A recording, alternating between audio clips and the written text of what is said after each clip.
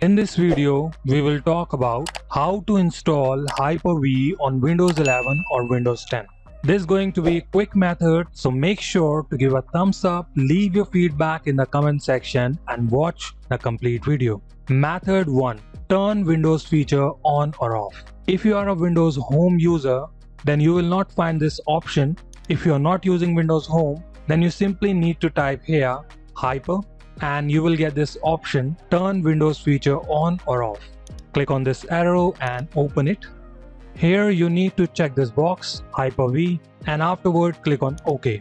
This will install the Hyper-V manager on your PC, restart your computer, and you will get the Hyper-V on your computer. If you are using Windows Home, then follow our method 2, DISM commands. In this method, you simply need to click in search and type Notepad, click on open. Once you'll open it up, you need to paste a command in here. Let me show you that command. I have mentioned this command in the description. From there you can copy paste this command. Once you'll paste this command in Notepad, click on file and here you need to select save as. Select the location and here you need to type the name of the file. Afterward you need to add an extension, so simply add BAT and click on save. Once you'll do that, you will see file like this, Windows batch file. Simply select it, do a right click and select run as administrator. Click on yes. This command will take some time, so let it run and afterward I will show you what option you will get.